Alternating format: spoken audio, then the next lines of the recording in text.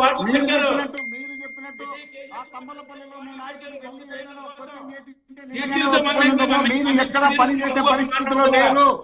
మీరు విజయవాడలో జరిగినట్టే ఆ మీటింగ్ మీ నాయకుడిని పెంచలేదనే ఉద్దేశంలో భాగంగా ఇక్కడికి వచ్చి మీరు మాట్లాడుతున్నారు. మీరు రాష్ట్రంలో ఎక్కడ కూడా ప్రశ్నించే పరిస్థితిలో లేరు సార్ మీరు.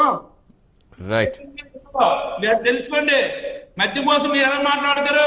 మద్యంలో 50 కోట్లు దోచుకుని మా నియోజకవర్గంలో కూడా 200 కోట్లు ఉదయం 10 గంటలకు షాపులు తెరిచి రాత్రి 8 గంటలకు క్లోజ్ చేస్తున్నటువంటి చరిత్ర మాదైతే 24 గంటల్లో 24/7 మద్యం మీరు మద్యం గుడి బడి అనకుండా స్కూల్ అనకుండా ఎక్కడంటే అక్కడ పెట్టేసి మద్యం వ్యాపారం చేస్తున్నటువంటి వాళ్ళు మీరు 1,75,000 బెల్ట్ షాపులు పెట్టి ప్రతి నియోజకవర్గంలో మీ ఎమ్మెల్యేలే మద్యం వ్యాపారాలు చేసుకుంటుంటే దాన్ని మాట్లాడలేని పరిస్థితిలో మీ నాయకుడు పవన్ కళ్యాణ్ గారు ఉన్నారు. మీకు రాష్ట్రాన్ని సర్వనాశనం చేస్తున్నారు. రాష్ట్రంలో ఉన్న ప్రజలందరినీ పీల్చి పిప్పి చేస్తున్నారు. మోహన్ రెడ్డి గారు మాట్లాడారు శ్రీనివాసరావు గారిని కాదు కంటిన్యూ ప్రాంప్టింగ్ పోతుంది. మళ్ళీ అర్థం కాదు ఇంకా వాళ్ళ వాయిస్ సమయం అయిపోతుంది మనకి. ఇలాగే మధ్యలో మాట్లాడలేదు. 2 నిమిషాలు మాట్లాడండి. శ్రీనివాసరావు గారు చెప్పండి. మీరు చెప్పండి శ్రీనివాసరావు గారు. చెప్పండి సార్. ఇప్పుడు వాళ్ళు మాట్లాడలేదు. మీరు మాట్లాడండి.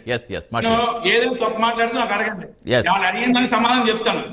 ఓకేనా? గతంలో మద్యం ప్రభుత్వం అమ్మింది. అందులో ఏం కలిసిందో ఏమమ్మారో ఎవరికి తెలియదు.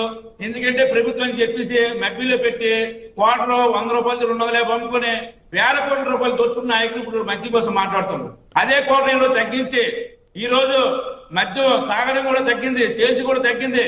ఎందుకంటే అన్ని కూడా తగ్గి రోజు మద్యం షాపుల్లో ఈ సేల్స్ లేదని కూడా బాధపడతారు. ఈ రోజు మద్యం కుంభకోణం అని చెప్పేసి వైసీపీ నాయకులు మాట్లాడితే ఆశ్చర్యంగా ఉంది. మీరు టీచర్లు పెట్టి మద్యం నుంచి ఆ రోజు 1000 కోట్లు దోసుకొని మద్యం కోసం మాట్లాడగలుగుతారు సార్.